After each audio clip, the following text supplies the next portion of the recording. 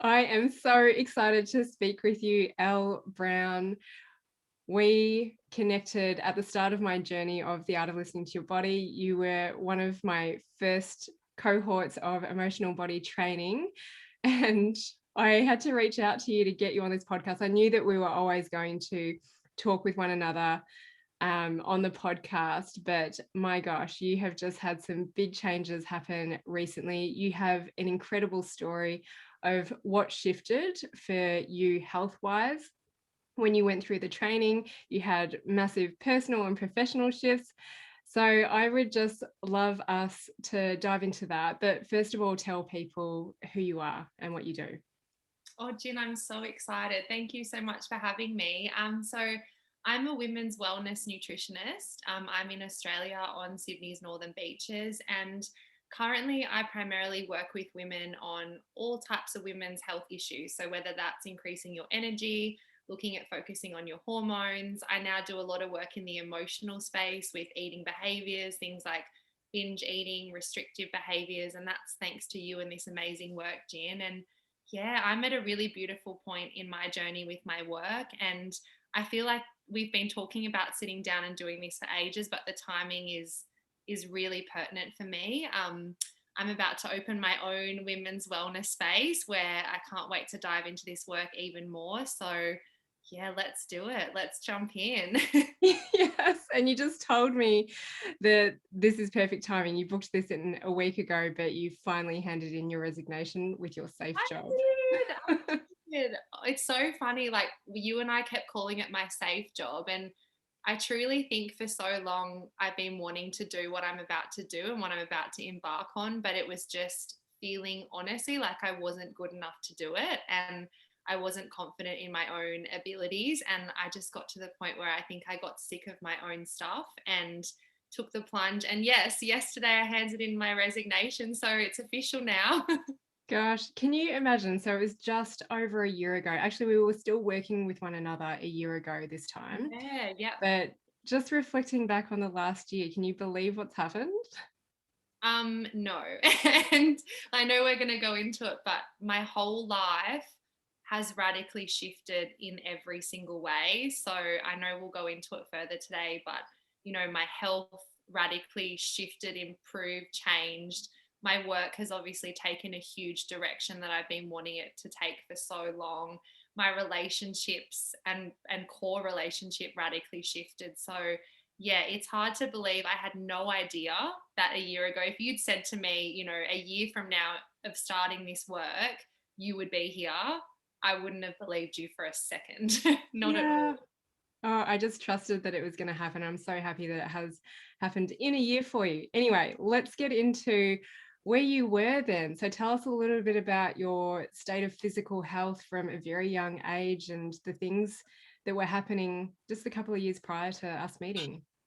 Yeah, so I've got quite an extensive health history with myself, and primarily it's related to the liver. So the liver's kind of become my key area of focus. But I guess when I came to you a year ago, I would say that I was at like a severe state of distress with my health because growing up, I had a lot of stuff that happened in that same kind of liver area where I actually did quite a strange injury to myself when I was quite young, which impacted my liver, which meant that it was quite sluggish. So it didn't operate as well as everyone else's does. And I Can you had, just tell us what actually happened?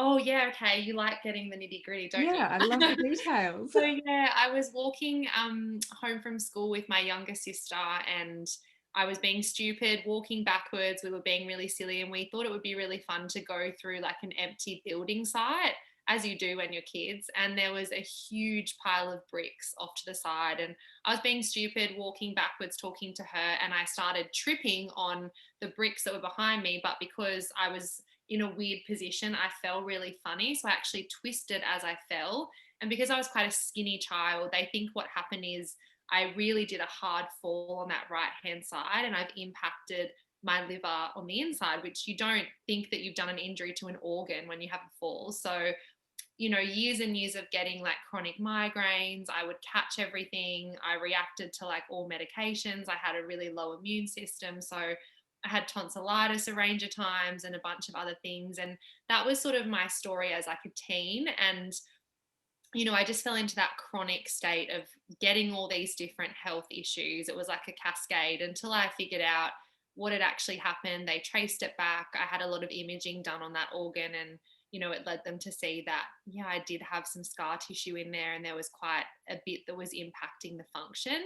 Um, I'm really well at the moment, so it's an awesome thing to be able to reflect on. But a year ago, when I came to see you, I'd been well for quite a number of years. And then just before I came to see you, probably about a year prior to coming to see you, which would have been 2 years ago now, things just started going awry again. And, I was getting these weird symptoms back that I hadn't had for so long.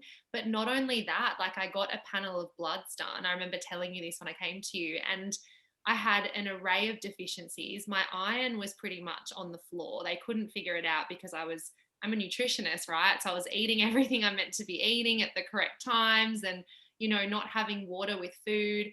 And I had this really weird marker. So my inflammatory markers were through the roof. And there was just all these weird things on my bloods that really were quite unanswered. And so I'd sort of done everything physically that I felt that I could do at that time. And I stumbled upon your emotional body training course, and I was really interested for my clients. Had no idea that it was going to have such a profound impact on me personally. I just thought, oh, this will enrich my clients. Little did I know I was going to go through this massive transition process, which I guess is what this work magically does. But yeah, when I came to you, that was where I was at. So markers on bloods everywhere, super anemic, liver markers through the roof, inflammatory markers through the roof. And, I was exercising 5-6 days a week. I'm a nutritionist. I eat beautifully. I sit in the sun whenever I can. Like, I'm someone that does everything by the textbook that you would say you should do. But gosh, I had not looked at the emotions. I had not. Yeah. So from memory, you were saying, just so people know that, yes, Yeah. something actually happened to your liver. I think it was when you were in your early teens, you had that Yeah. injury. Yeah. And you actually had to go to hospital to get your liver manipulated back into a certain position. I, And whenever someone says that to me, I'm like, so are you really sure that that's what they had to do? And you're like, yep, I had to see the physio, and they actually did these manipulations that were really painful to shift my liver back over into where it should be. yeah. So And sorry, I didn't mean to. Yeah, they actually said that at the time they were looking at doing surgery because they were like, this is a lot higher than it should be. It's kind of up near where your diaphragm is and it's affecting the function. And but they were worried that there might be some risks with doing a surgery. So yeah, I actually had to go and do like a rehab type thing where it was moved back into place, which was very painful. But following that, I got told that the function should be okay if I took care of myself and did all of the right things. And so it was quite disheartening when it cropped back up for me. Yeah. and so you had several years of your liver markers just constantly being elevated, and Yes. then the deficiencies, it was vitamin D, B12, and iron. Yeah, it was. Wow, great memory you have. Yeah. Mm. The iron was on the floor though. The iron was pretty much non-existent, which considering I was eating iron rich foods and looking after everything from a physical perspective, it was quite confusing. 'Cause what sort of state were you in? I think it was the year prior. You said that you could Yeah. like barely even walk outside. Oh, Jin, like the thought of, and I was reflecting on this the other day, like if I went to work, and obviously my job is I'm seated, I'm working with people, but I'm sitting down. The thought of actually having to drive there and walk from my car into a building, which would have only been a couple of meters, was actually a mental battle. I would have to sit in the car and say to myself, you're going to make it inside. I really had to G myself up. And after work, I'd have to come home and just sleep. And it got to the point where I had to stop driving for a few months because actually just being behind a wheel, concentrating, that's how low my energy was. And that's how low it got. And I couldn't walk to the end of my street. So here I am, 28, 29 years old, healthy, just completely debilitated by, I didn't know what it was at the time, and thinking, why is my iron so low? Why is this happening? And how old are you now? I'm 30, in the Woohoo. 30 club. Yeah. Life does not go downhill once you turn 30, don't worry. Oh, I'm excited. I feel like this is just the beginning. Yeah, I'm Yeah, it's excited. crazy that people tell you that though. They- You know what? That's their stuff though, isn't It it? is. Okay, so what kind of therapy were you doing as well? So you were seeing the doctor, you were getting blood tests every few months, and what sort of other therapists were you seeing and what were they telling you? Yeah, look, I try everything. I'm someone that's so curious by different treatments, but I definitely have, I mean, you're in NZ and I'm in Oz, otherwise I'd definitely come and see you. But I have a really amazing osteophysio here that I see quite a lot. So she still works on my liver from that kind of aspect of just manipulating. I get a bit tight in there physically. So I see her. I have a really good integrative GP that I see who's across all my testing and bloods. I have an incredible naturopath. So that's really my core team of people. And then obviously I draw on my own knowledge with nutrition. But I even went back to my naturopath and just said, you know, what am I missing here? Because sometimes you're too close to your own case. And so she did a full, she looked at my bloods and then she also did live blood analysis because, you know, my GP was kind of saying to me, like, your bloods look terrible and I don't understand that, but you're like really ill. And she couldn't really give me a lot of answers as to why, like I had the symptoms that I had, like extreme fatigue, dizziness, like would feel faint all the time. I was really breathless. Like there was a lot of symptoms that were going on that were really chronic.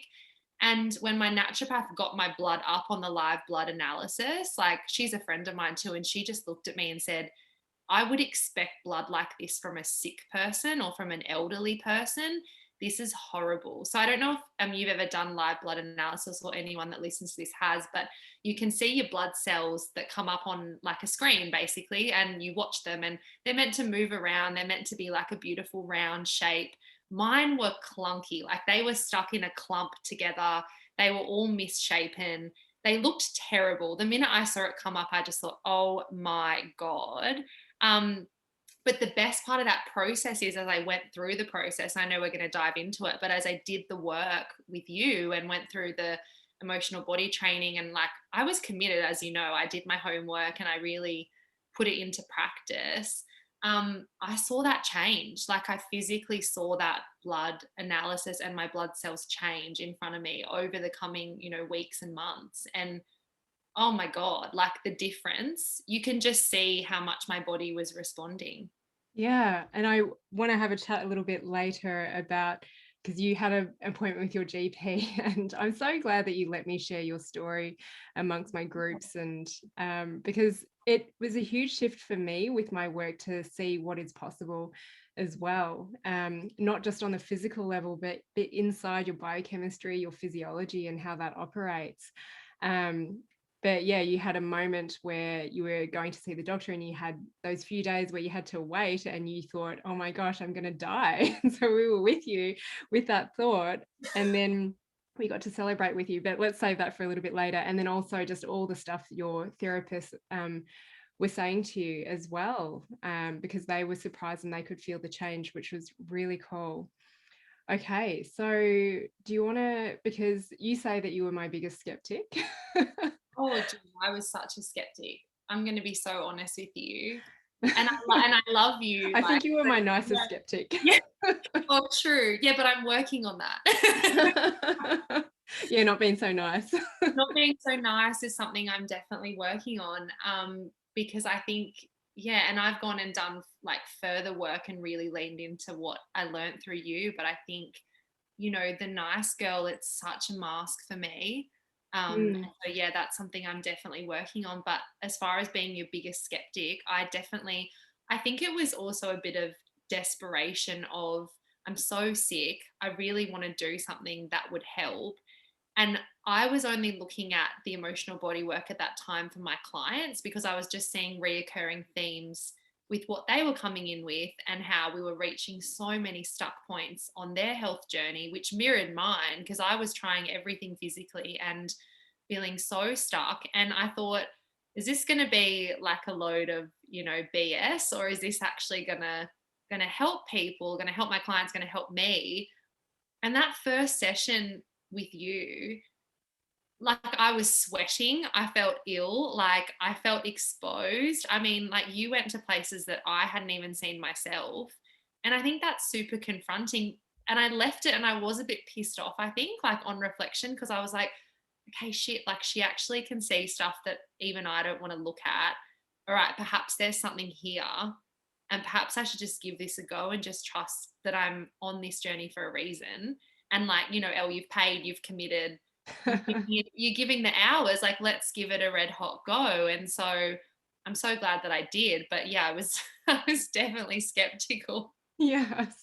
And actually, Brock was in your group as well, one of the first, and he's done a podcast with me. And to hear his change over the Oh, course of a year and him share his story is amazing. And he is the reason we dive deep. oh, that session, like, because we didn't really know how it was going to go. I guess we were like the first people doing it, and he went so deep. And I just remember we were all so teary, like us listening to his story. And he was the catalyst for me going deep. Absolutely. I just thought, and for people that don't know the setup, we were all sitting like on Zoom with a group of strangers we'd never met before, and here we are just all sharing our deepest, darkest, most personal demons and secrets. And when I was telling my girlfriends what I was doing, they're like, are you insane? Like, this is so confronting. But there was something really liberating about it too. And like, I still feel so connected to those people because it was such an experience.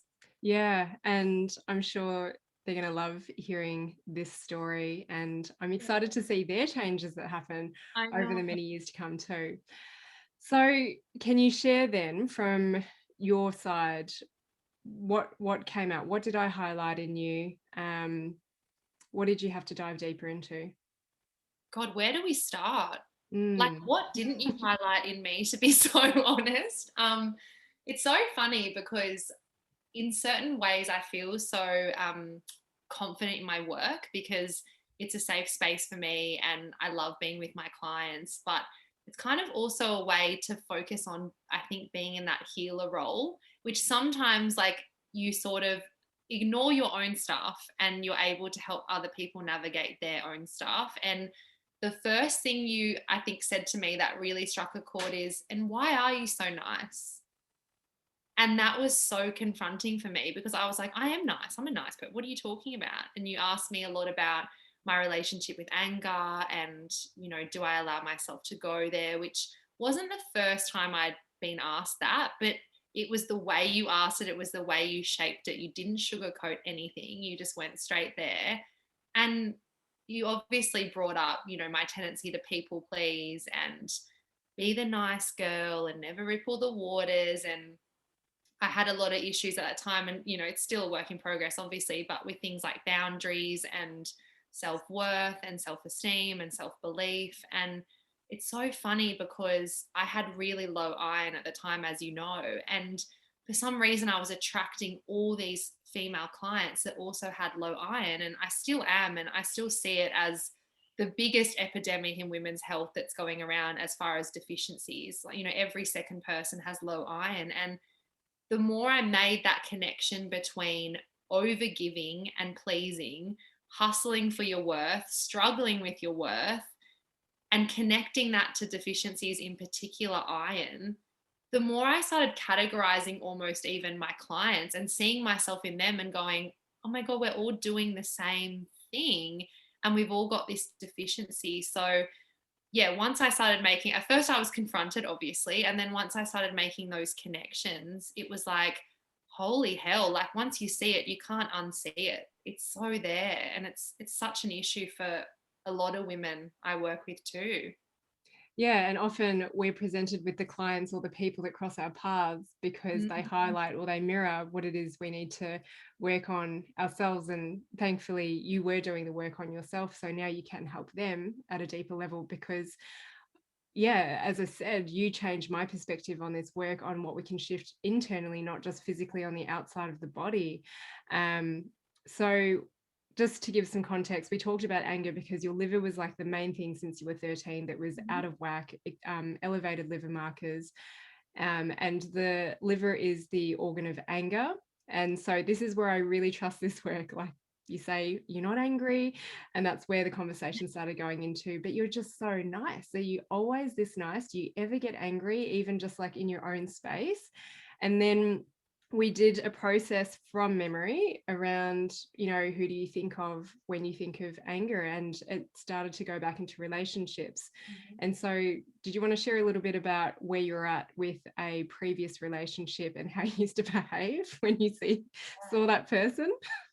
Yeah, so I'm trying to think which one, because even I know who you're talking about. Yes, when I think back over a lot of my relationships, I've definitely been that girl that was so afraid to ripple the waters in any way. And I think anger kind of frightened me a lot because I've read a lot of self-help books, and the one thing that I think I negatively took from all of that is you're not supposed to feel anger. You're just supposed to move from, you know, having it feel like it's arising and then move straight to forgiveness. Don't go there. And it was a real way for me to bypass it and actually avoid feeling it. But I have this one ex, and I don't experience it anymore, thank goodness. But when we were in the emotional body training, and it's so funny because I hadn't seen him for so long, and then I start doing the emotional body training, and boom, I run into him in the street, of course, because the universe is like, Elle, you need to look at your stuff that you haven't dealt with. I wanted to run him over with my car. And this is no exaggeration. It was that level of rage of just seeing his face and just wanting to run him over. And when I came back and sat down with you in the next session and I told you that, it was like that first realization of there's a lot of anger there for this person that I haven't even allowed myself to feel. I hadn't allowed myself to look at it. And I didn't know how. To be perfectly honest with you, I didn't have the tools to even know how to access it. And I mean, it's funny because we can talk about like the screaming and stuff that you got us all to do, but I didn't know how to access it. I don't think I had. And it was obviously just festering there underneath the surface, wanting to come out, Yeah. demanding to be felt. Yeah. Because I think you also told us that, if you would see him, you would go the other way. You would go down a different shopping aisle in the Oh, supermarket. I could not, like, I couldn't be within his presence. I had to remove myself. I would get a full body reaction of being in this person's presence. A little bit of a backstory of that. Yeah, he cheated on me at the end of our relationship, and it was a really toxic relationship, but it was a really hard ending for me, particularly someone that, was already struggling with self-worth and all those types of things. And if I saw him, it was like a full body, my body would shake. I would feel enraged. I would feel anxious. And it was like this feeling of having to run was the feeling, or run him over with my car, either one. Yes. And I know of a lot of people that feel like they just see people, not even just exes from intimate relationships, but friends that they've had conflict with, and they go the other way. I'm like, oh, that is not really in your power because they've still got control over you if you have to go and change your course of action. What I want you to do is to be able to walk past them, to maybe even say hello, and just it's all good because you've processed it. Have you seen him since? This is so hilarious. I saw him this morning. All right. How did you go? Yeah, it's so funny. And this is someone, and I'm going to be honest with you, this is like 3 relationships ago for me. So this is someone, we're going back years. We're going back 7 years now, or 6 years that our relationship ended. So yeah, I've loved other people since this time. And yeah, I can say hi now. I can proudly tell you that I can absolutely say hi now. And it's not me having to G myself up for it. It's just, oh, there he is. It's kind of like a calm, because I've felt it now and I've allowed myself to feel what I needed to feel. And my body didn't shake. I didn't have that full physical reaction that I once would have. And, I'm sitting here talking to you. It just popped back into my mind that I'd seen him this morning. But if you said this to me a year ago, I couldn't have, it would have affected my whole day. And I definitely couldn't have just hi and kept walking. No way. No way. Yeah. Oh, cool. This is very serendipitous timing. That's a It sign is. of flow. Yeah. So, what else happened? That was like one of the big things that I remember we worked on. And then there was a whole lot of stuff within the group. And then you started implementing this with your work with your Yeah. clients, and that started to shift. So where were you with your clients, and then where were you able to take them? That's a really good question. So even like the amount of clients that I had when I first joined the group had really sort of waned as well. And I think that was truthfully where I was at with myself, but also just obviously I'd started doubting myself, I think, a bit as a practitioner because, I was so focused on nutrition and the physical side of things and what we could do in that space and, educating everyone on drink a certain amount of water and move your body and, which I still definitely agree are foundational areas. But we were just reaching these stuck points where women would sit across from me and share with me these intense details about their partners or something they'd been through in the past or something they were going through, and I felt completely overwhelmed in a way of some of their stories because I think this is where I become so passionate about practitioners like me who work in the health space not doing some extended training in the area of emotions. And I say that to all my practitioner friends now of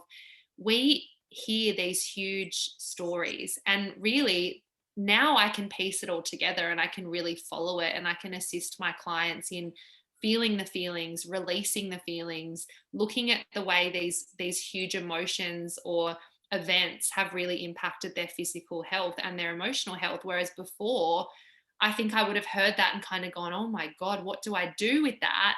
And then sort of quickly bypassed her, oh, and tell me how much protein you've had for breakfast. And Yes. it just wasn't really appropriate. And I think I told you that I shared with you that you would say, well, what would you say to them in that situation? I'm like, I would just divert. Yeah. And I think that came from not being very confident either. But yeah, I was reaching these stuck points with my clients. I started experiencing, I think it's called imposter syndrome, where I was like thinking I was really terrible at my work, comparing myself to other practitioners that I would see on Instagram and all that, and thinking, God, like, why are they flourishing? And, my health's down, like up shit creek, whatever you want to say. And, my Mm. clients are stuck. And yeah, it was a pivotal time coming to you. And once I started learning more about the emotions and kind of feeling more comfortable in that space, because in that group setting, you had us have a lot of conversations with each other, expose a lot to do with ourselves. I really decided to go and put that into practice quite quickly with my clients. And I was lucky that at the time I had a few clients that were struggling in the binge eating space at the time when I was in the group with you. And I thought, this is a really good opportunity for me to try and explore some emotional areas with those clients and just see if that will impact their eating behaviors. And it was just like the most incredible experience because all of a sudden, these clients are moving away from just talking to them about food to moving into talking about the relationship they perhaps had with their mother or the relationship they had with the partner or their inability to feel certain things or their fear to feel certain things or they don't know how to express themselves. And these were things that I was also dealing with at the time. And it's still a learning point for me. But it was like we were seeing these shifts. And I don't know if you remember that in the group, I was really seeing these shifts with my clients. And so they were rebooking because they were like, oh my God, I haven't binged in 3 days. Let me book 6 sessions with you, which, wasn't really happening for me before that period because it was like, I guess you see someone for 1 or 2 sessions, or that was the cycle that I was in. We weren't getting very far. And they were like, okay, well, thanks for your time. You're really nice, which is what everyone told me.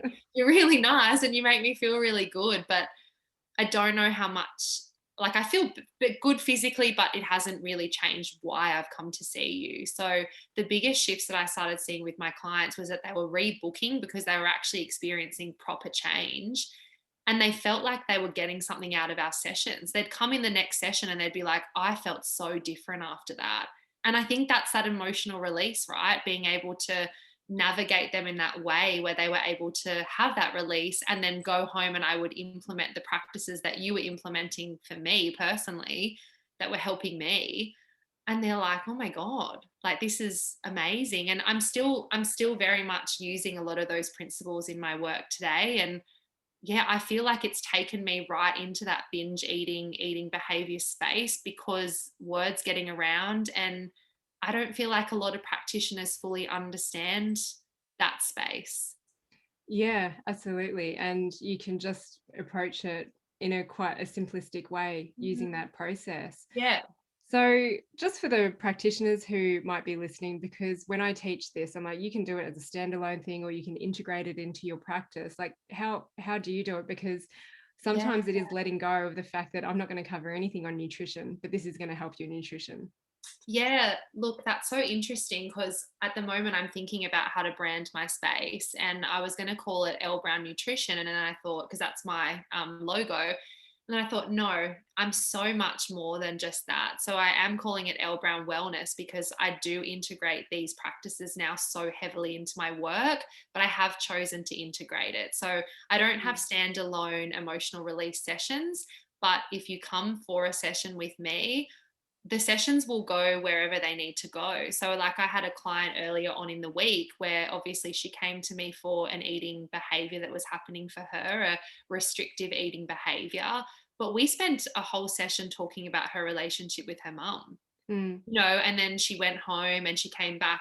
Well, she's going to come back in 2 weeks, and then we'll cover the food stuff. So yeah, it does. Some sessions will be heavily dominated by emotions and really peeling back those layers and looking at what the whole story is. And I love holistic health for that reason, because I'd never just asked about food. I always tried to be inclusive of everything, but I think we don't learn this training in our degree, and we can talk about my forever ongoing study as well, because that's something I want to talk about today too. But I've studied for nearly 10 years. Like I'm doing my master's now and I'm almost finished, thank God. But, like we don't learn this. So people, I think, and a lot of my practitioner friends, we're not comfortable, or I wasn't comfortable looking into the emotions. So no wonder my clients were stuck. I was stuck. Yeah, and sometimes they don't even realize what the deeper thing is that they want beyond the nutrition or whatever other therapy they are seeking out. They can't see it, and if you can't see it, then it stays where it is, doesn't it? It stays buried. Yeah. And this is where you feel dissatisfied with your work. Like, oh, what am I doing? And then the imposter syndrome starts to come up. So yeah, you were studying and you are still completing, hopefully just getting things done. But how did your perspective change on study? I love this question.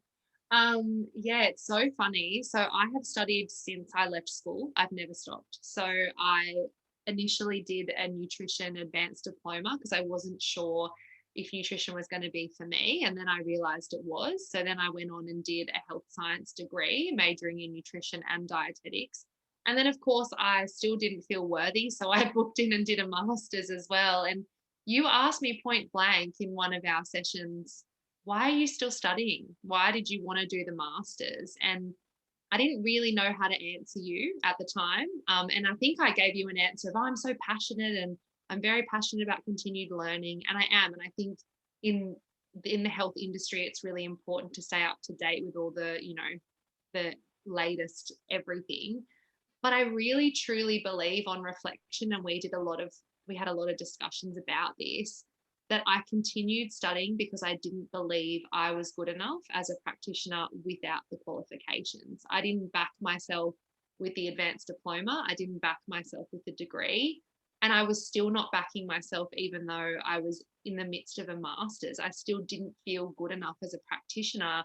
And I was even going to go on and do a PhD, which when I really sat there, like even someone at the student services said to me when I rang them and said, oh, I don't know what to do. Should I do the PhD? She said, do you want to go into research? And I said, no, I want to work with people. And she goes, then what are you doing?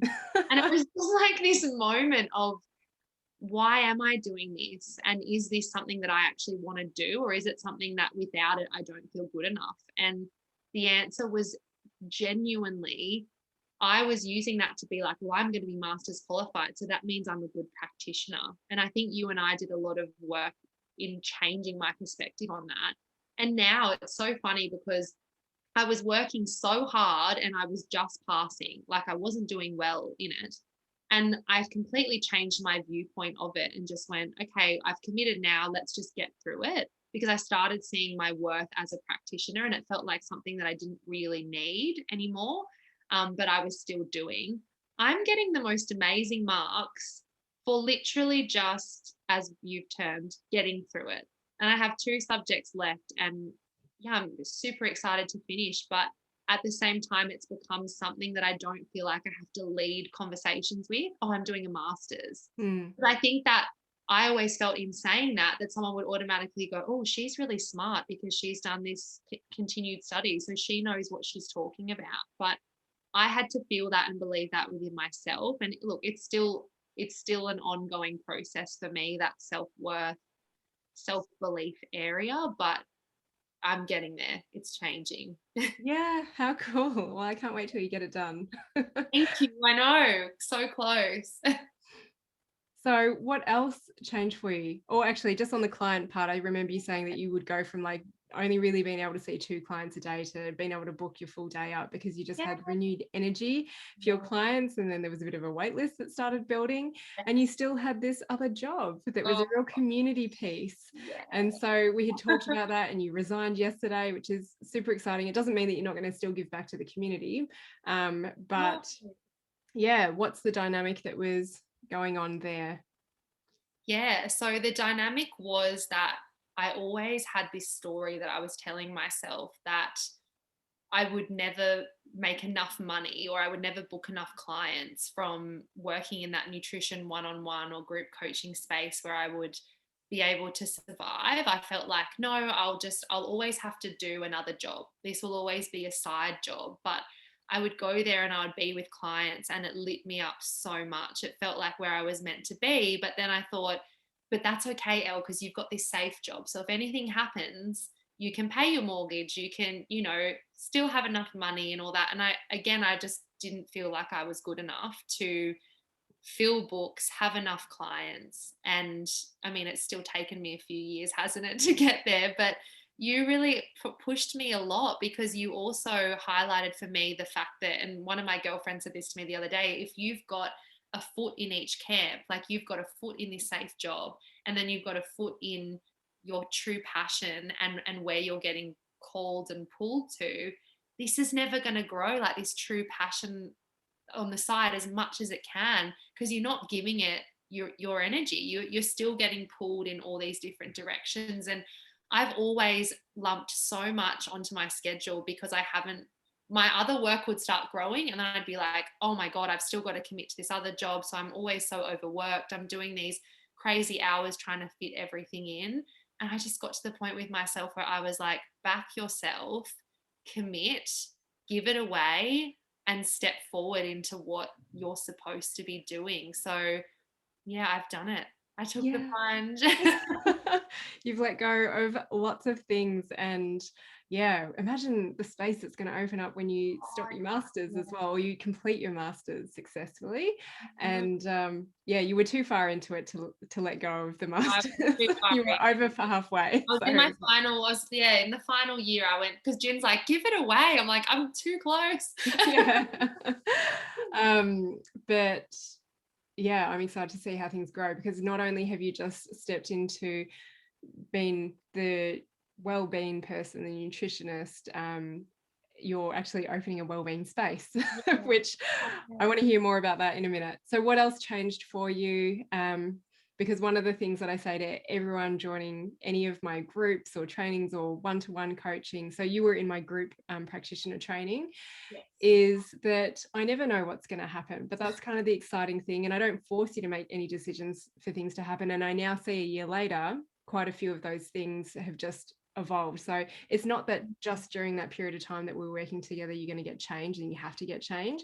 It's knowing that anything that you learn, you're going to continue to implement it for years down the track. So I often say to people, I don't know if you're going to still be in the same job after this. I also don't know if you're going to be in the same relationship, but what I know is that you'll be able to make a more conscious decision around it. And every course so far, I'm in the midst of finishing a third one, but every training so far, there's been a resignation, there's been a change in relationship dynamics, there's even been a marriage. We were just saying that, right? We've had in our group, like marriages and this and that, it's crazy. And actually, there's 3 people from your group that are now all working together. So really, yeah. So really good connections that are made, lifelong connections with these people. Oh, I think I think of our group so often, and I still check in with them because we really went through something together. Like we really bared our soul in our group, all of us. And it's rare. I mean, particularly someone like me that struggles, I'm always, well, I felt like I was always wearing that mask, and it's still something that I have to come back to and, realize Mm, myself. But that was profound for me, that space. yeah. Yeah. But as far as changes, oh my gosh, like it just changed the way I think I looked at everything. But I suppose it changed me in a way that I began to see that, even the work that I was in, like that part of my work that I call my safe job, it changed the way I viewed that, because I'd been labeling that as a passion without realizing that it wasn't really. There was a lot of fear tied up in there was a lot of unworthiness tied up in that was like, you still need to hold on to this because you're not good enough for this. But look, it cracked me open in my personal relationships too, with my partner at the time, with friendships. It was quite challenging because I stepped into it as one person and I left it almost as another. And I think that's hard when you're in a partnership because, certain partner dynamics, like they get used to the people pleasing and the no boundaries and all of that type of stuff and the nice girl. And all of a sudden you're asking questions and you're saying things like, well, I don't know if this is actually working the way that it is. And, as we started, there was a few different things that you implemented during the training that I now implement with my clients, like the emotional release techniques, and one of them being screaming in the car, or that's where I did it anyway. You can really do it anywhere. But Yeah. the first time I tried to do that, no noise came out.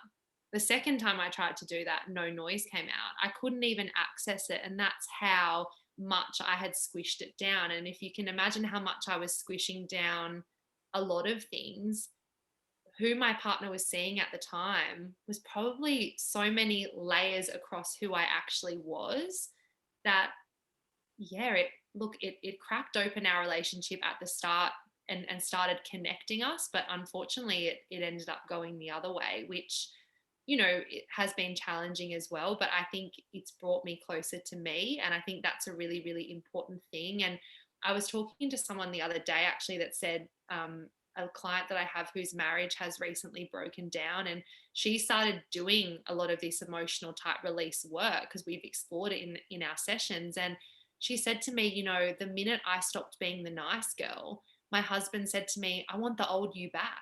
And she's like, this is the first time that you're seeing me though. This is me. And I think that can be a challenge when you start peeling back those layers of yourself, where you start looking at, well, am I showing my true self to my girlfriends or my friendship group? Is my partner seeing who I really am? Am I actually voicing my needs? Because that was something that I realized I wasn't doing.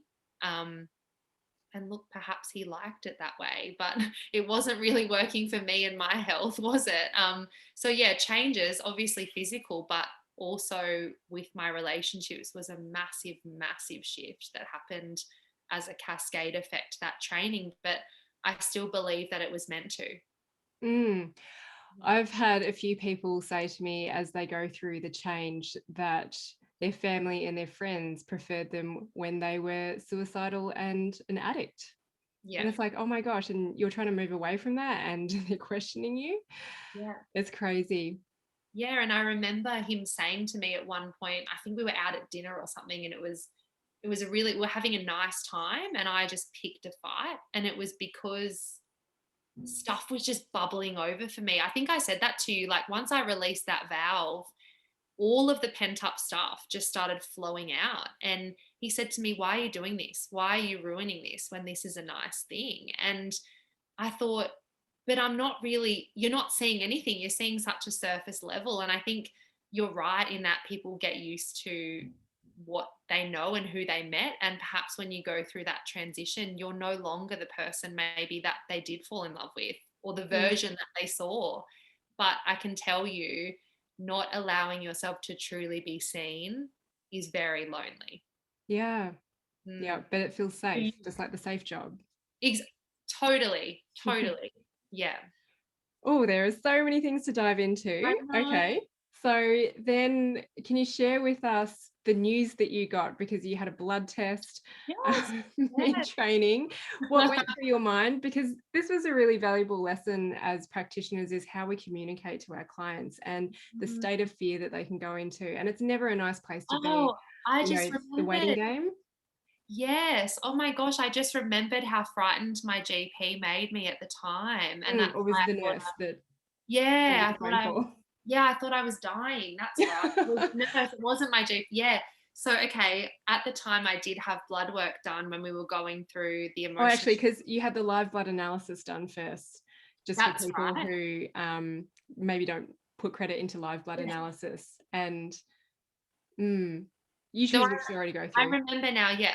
So I obviously had bloods done just before I came to you, which were diabolical. And then I went to get the live blood analysis and my blood looked awful. And Oh, then and you were taking supplements and everything, and they yeah, weren't I bringing was anything taking back. iron supplement. My GP had put me on a array of supplements. I was trying to supplement, and yeah, that wasn't really working either. And so my naturopath had said to me, come back in a few weeks' time, and I had set to do a new set of bloods as well.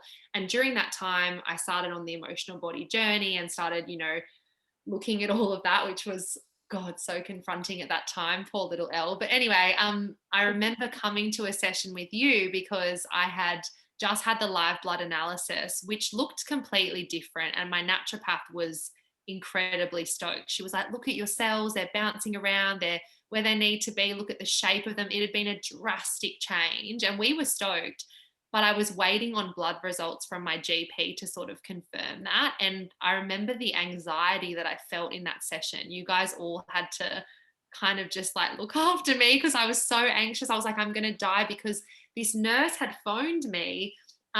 And I got told that if I got a phone call and got asked to come back, that it wasn't good news. And so she'd phoned me and she said something along the lines of, the doctor needs you to come back. And I was like, is everything okay? I'm so nervous. And she was like very blunt on the phone and no, you need to come in, told me it was very urgent. And you hear the word urgent on a phone call getting results. And I thought, okay, something worse has happened. I've got some kind of like cancer or like, me, my brain went down the whole cascade of how negative it could be. I'm never going to get this iron fixed. Nothing's working. That was where my brain went. Anyway, when I did go back, I'm glad I did because I told my GP how it was presented to me, and she was actually quite horrified and said, "I'm so sorry, and that shouldn't have happened with the way that it was read to you on the phone." And she said, "What they should say is that it's protocol that if anything." If we give you a result, you have to come back and that's how my GP works anyway, that you have to come in and just have a conversation. So my bloods were actually amazing, which is the answer. I had lowered my liver markers by 30, which is massive. My inflammatory markers were all the way down to where they need to be, and my iron was completely stable. Incredible. And your GP asked you what you were doing, and what did Yes. you say? She did ask me what I was doing. I think she half thought that perhaps it was the supplements. And the funny thing was is that I'd gone off the supplements because the iron particularly was really playing with my gut and making me quite constipated, which certain iron tablets can do for digestion. So I hadn't been on the iron tablets for quite a few weeks. And when I told her that, she was like, "Oh, okay."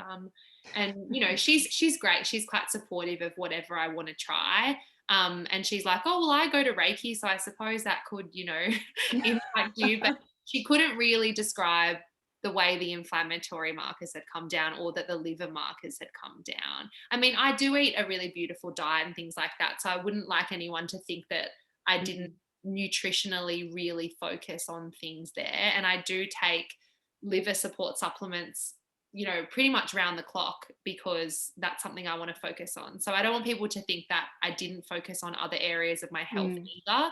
But this was the one thing that I changed that changed the outcome for me. And then what were your other therapists saying to you? You're seeing a Oh, kinesiologist and acupuncturist, because I remember you saying they all tell me that I've got this anger and this solar yes. plexus Yeah. stuff, but none of them would tell me what to then do with it.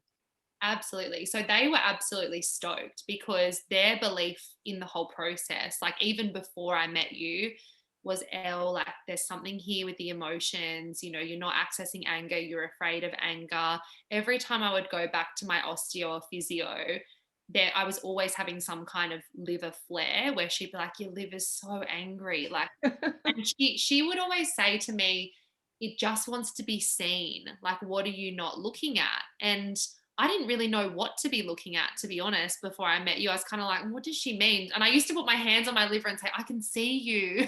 Like I was trying, but I didn't really know what I should have been looking at. And yeah, and I think it was that you actually gave me strategies. I think it was the two. You highlighted the things I didn't want to see, which is always confronting. But then it was like, okay, and now these are some things that you can do to help you release. And I think that was the most helpful because even at the like, there's been, you know, peaks and valleys throughout my journey where like that whole wearing a mask and you, that self-worth thing, like that rears its head. You know, you've still Mm. got to be on top of that. And it just comes back to, I think, having those strategies that you can sort of return to. And okay, I feel triggered in this moment.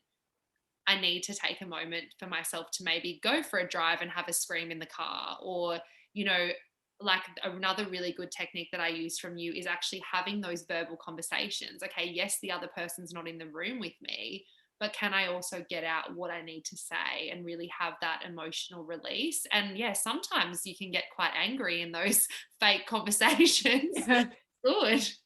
It's great so that you don't then go and run someone over with your car. Like Yeah. that's what we're trying to prevent. All of these things building up to make us want to do something that's just completely wrong. And so you physically felt as well. I think you started going, my gosh, you know, you have this whole team that supported you, which is amazing. But then I think you started to feel like you were speaking a different language with your practitioners. And so they started to drop off. And when they were feeling into your body, they could go places now that usually were quite rigid. Yeah, well, that's the other thing. You also questioned me on why I had so many practitioners. You know, I think at one time I had about six, and I was focusing on, you know, and it was just round the clock appointments, and I wasn't really getting anywhere. And so then I committed to just at that time having my osteo who would do the manual manipulation. I was doing the emotional work, and that was it. And she could feel such a difference. So I don't. This might not make sense to many people, but she would try and get underneath where my liver sits to kind of feel around up near where your diaphragm is, so that top part. Mm. She could never get her hands in there. Like it was almost like my body would go no as soon as she would try and get in there. It was just really wanted to protect that area. And after things started changing and shifting, and like my energy was coming back, and like my blood markers were different, and I was just becoming a different person with my physical health. The next appointment I had with her, she was like, I can get my hands under here. I can't remember the last time I could do that. So it proved to her as well that my liver had calmed down as well, because when your liver's angry or it's inflamed like mine was and your markers are that high, it's a lot bigger. So the actual organ itself, it takes up so much more space than it's meant to. And that's why I was having the difficulties breathing, and my diaphragm was getting affected, and I was getting pain in other areas where I shouldn't. And even some kind of like I looked a bit bloated or distended down lower, and it was literally just that my liver was so angry. It was so Mm. angry. Would you go jaundice at times? Yeah, so that was another thing that I would notice when I was really sick back when I was in my teens. Like more of my skin definitely changed color, but I can always notice it, like, and I haven't had it for a while, but around my eyes and the whites of my eyes, they'll Mm. typically change color. Like they go a little bit gray looking, and then it goes to a bit of a yellowy tinge. And at the time, yeah, I didn't look well. I mean, makeup's a beautiful thing, but you can see it. Yeah. I don't think you wear that much makeup, do No, you? no. And I remember you saying that, like, oh my gosh, if I look back on myself, how grey I was versus Oh. now. You had some other cool stuff happen, which I don't know if you Mm. even remember, but there was like a purchase of an apartment Oh and yes. Yeah. yeah. That was cool too, because actually prior to that, like it's funny how things start kind of flowing as well, and things start coming to you with ease. Even like this well-being space that it was like the easiest process of my life, which shocked me because I've been someone that I feel like everything's always been hard to get to or to achieve or to, yeah. But the apartment, like that just flowed. I'd been looking for about a year. I'd been unsuccessful. It felt like I was never going to get there. And then that came to me. I actually was in a conversation. I was looking at a different apartment, complaining to my mum, saying, you know, I'm never going to find what I'm looking for. I'm always going to get outbid, which was really negative self-talk. And this real estate agent came over to me and said, you know, what are you looking for? And I just told him what my dream apartment would look like. And a year prior to that, I'd missed out on the apartment on the floor below of the building that I ended up buying in. And it was like my dream building. And I said this to him. I said, you know, there's an apartment building that I really fell in. And he goes, if I'm right, I think the one I'm trying to sell is the level above that, which is even nicer. Do you want to see it? And I just was like, oh my God. And within that one day, I went and looked at it, made a ridiculous offer, and it was mine. So I think when you start really opening up to this work and really changing the way that you look at yourself and, you know, all that type of stuff, things do start flowing and changing in a positive direction for sure.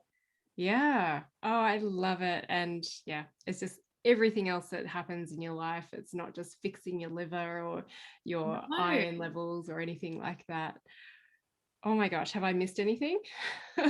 No, I guess just that, yeah, I think you just made a really good point then, because I think we can get super focused on, and I was at that time, like I was hyper focusing on my iron and my liver because they to me were the two things. That's how I'm trained, right? You know, you focus on the body systems and you get those back in homeostasis or in balance. And I was really hyper focusing on just the liver and just the iron. And a few of my practitioners said, you know, there's more here, Elle, something else is going on. And it wasn't until I really sat down with you and went, shit, there's a lot of stuff going on that has nothing to do with that, but is directly impacting that.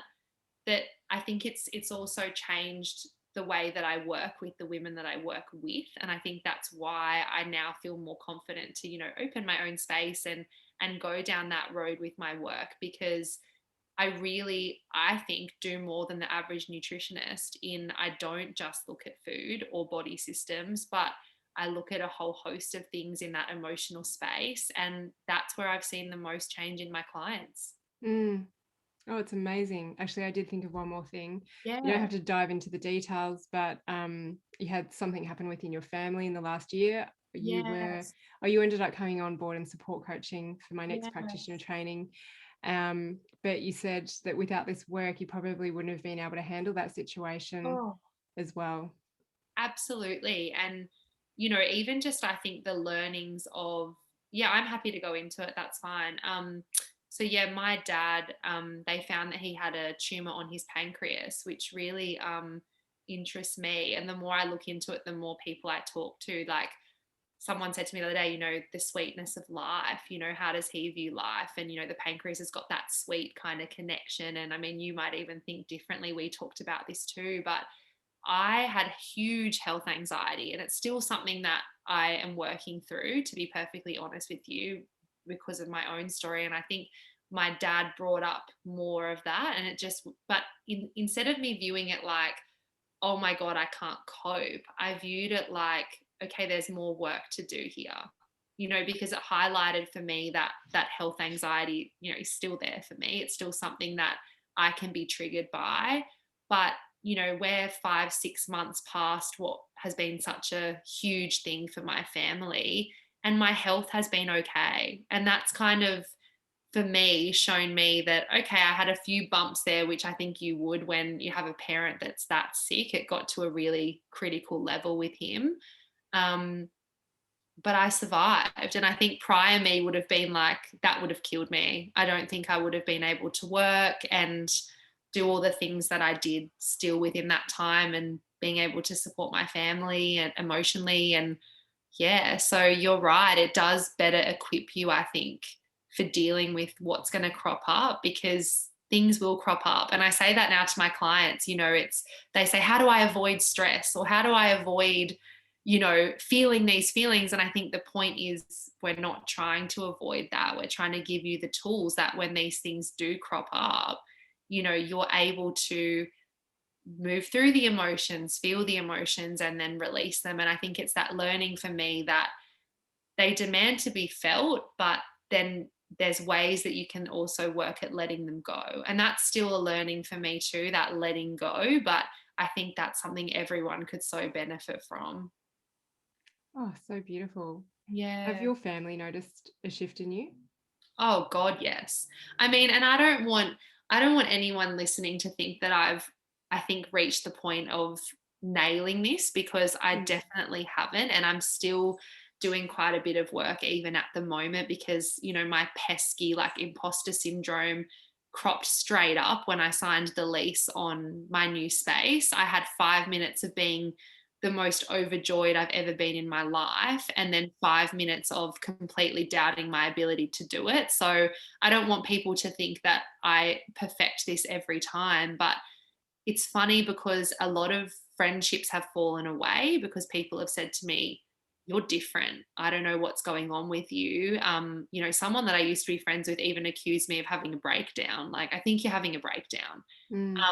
Because I think they were used to a different version of me, perhaps a version that I was like putting out there because I didn't feel confident in just being who I am. And that's honestly still something I'm learning along the way. But yeah, I think my family and my friends now are super proud of me because they're seeing these other sides to me. And to be honest, yeah, I think I'm shining a lot more than I was even a year ago.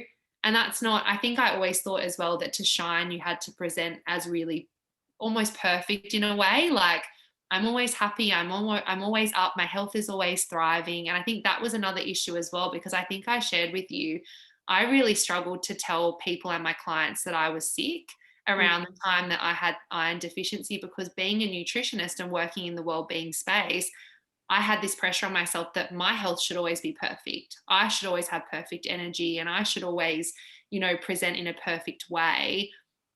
And I think letting that go and realizing, being able to humanize myself and be like, well, no, I wouldn't strive for perfection with my clients. Why am I doing it with myself? Has been a huge change. And just being able to admit to some people, like particularly, recently with relationship changes and stuff like that, to be able to say to my girlfriends, yeah, I'm going through it. I'm okay, but I'm going through it. I'm in the thick of it. And that's not something I would have said before. I would have been like, I'm good. How are you? Yeah. Which, is it's not the thing to do. So that's been a learning for me as well. It's okay to be in the thick of something, because there's times in your life where that's where you're going to be. Yeah, absolutely. I say to people, even though you get in line with your sole purpose and feel like you're in the flow, it doesn't mean that you're not going to have any challenges, but you'll be able to move through them a lot Yes. easier because people will continue to die around you and get sick and Yes. have their own issues. There's business dealings, all sorts of things. Things will still go wrong. Totally. And I think it's that I always had issues around like control as well, and believed like if I could just keep everything around me happy and good and perfect, and everything would be fine. But I think you've so nailed it there. Like, you can't control anything really, and people getting sick around you or things cropping up that you're not expecting. And it really is in those moments where you can lean back on those tools that I have learned through you and learned through my journey with this process, that just help you to navigate it a little bit better. And even just naming feelings, because I think I was so disconnected for so long from how I was actually feeling, that I don't even think I could have named, like, I'm feeling angry right now, or I'm feeling, Mm. I was just this one dimensional, everything's good, I'm so nice, it's so happy, look at the butterflies, when really underneath that, like, there was a lot going on there. And so being able to now name, wow, that really made, I'm feeling really pissed off right now, which is something I don't think I could have done Mm. before, has been huge for me. Huge. Yeah. And you're really open on your social media. Not a lot of therapists would be. And I mean, that's what I love about the practitioner training is that it's a space to just go, you know what, things are pretty messed up right now, but I'm here to work on it. And I just so love that you are embodying this and sharing it. And I really want more practitioners out there to just grasp a hold of this work, and not just for it to be a theory or a concept, but to embody it and live it and share it. And I think it could be very scary because I think I was nervous at that time. Like I was going through my own physical and emotional journey, whilst doing the training. And I was terrified for my clients to know that or to see that. And perhaps other practitioners are too. I think particularly like social media and the way, and I have been guilty of this in the past as well. Like you want to present to everyone like, you're on top of the world and everything's fantastic. And I've really stopped believing that that helps people or that that helps your work or that that helps your clients, because the minute I drop that and I'm me and I assist them in doing the work, or I show them that I'm also doing the work, they're inspired. They feel safe to share. They feel like, well, you've had your own journey. And I think it's really an empowering thing to do. I think it has the opposite effect of often what we think it's going to do. Amazing. So how can people find you, this new wellbeing space, and online as well? Because you do work online too, don't you? I do, yeah. So I'm Elle Brown Nutritionist on Instagram and Facebook. I'm pretty active on the socials, and I'm definitely going to be putting up a lot. So I've just signed the lease. So we're hoping to open in August. I say we're, but it's just me at the moment. And yeah, I'm still on the Northern Beaches if anyone's there in Sydney, Australia. But I'll be having a lot of online offerings as well. And yeah, so if you want to follow along on the journey and see it all come together, Elle Brown Nutritionist is where you find me. Amazing. And sorry, I just remembered one last thing. You developed a product as well. And then we'll wrap it up. No, I love this. Yeah. So that was another thing. I think I did that at the end. I think we were coming to the end of the training, maybe or something. Yeah. Again, like it's just that flow, isn't it? Like once you start opening all of those. Come on. Yeah. And because I work primarily with women and in women's health and with hormones and things like that, I'm obviously a huge advocate of magnesium. And at the time, I was really looking for a magnesium that women could use topically, because a lot of my clients have digestive issues. I had digestive issues, and a lot of my clients were saying, "Oh, if I take the magnesium orally, I get diarrhea or something else is going on for me, or it's too strong." And so I thought, oh, it'd be really good if there was a topical one that was, really pure and really medicinal and was high strength. And I started looking around for one for myself, and I just found that all the ones that I was finding on the market were heavily diluted. So with things like water, which when I started researching it can create a lot of mold, which again can create illness. I was finding that they had a lot of preserves in there, that perhaps the magnesium wasn't as pure as we thought. And then I looked into like ethical environmental sides of magnesium production, and how, a lot of it was sourced from overseas, not Australia. And they were using some really horrible practices that were really impacting the environment. And I was like, this is a real issue. Like I started getting quite passionate about it. And so I found a supplier in Western Australia who they don't use much human intervention in the way that they gather their magnesium. So the magnesium is actually created by the elements. So it gets whipped up in the sea spray and the rain helps to gather it. And then it comes together in these crystallized sort of magnesium clusters. And then the sun actually melts it into the magnesium oil. So they don't use any heat treatments.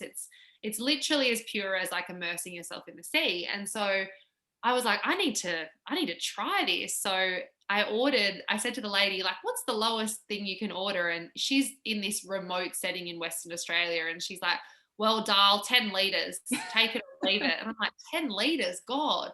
So anyway, I said to a few of my girlfriends, oh, I'm going to order this magnesium. I'll give you guys some, said that to my family. And I got it and I started applying it topically to myself. And I was like, oh my God, like it worked. And I am always someone that when I travel, I've got like my magnesium and all my, different scents and all that type of stuff. And I thought, how cool would it be if you could infuse it? So it's just all in one bottle. You can spray it if you've got your period or your tense or whatever's going on. And so it honestly was just born from there. And now I have a product called She Spray, which is a women's magnesium body oil. We've got 3 hormone blends. I've just launched a sleep blend, and now I've got a pregnancy blend. So it's just growing, and yeah, that's flourishing as well. So it's a pinch me moment. That will also be with Elle Brown Wellness. And yeah, I don't know what's next. I'm excited. Next thing you're going to pop a baby out. Seriously, I know. It's just, whoa. God, watch this space. I will put all of those links in the podcast notes for anyone who wants to follow along. But thank you for diving in a lot deeper to give some details as to everything that you went through. You're so articulate about it. You're speaking from the heart. That's how people know it's true. So thank you again, and all the best with everything that's to come. Oh, thank you, Jen. It was so good to chat to you. Thank you.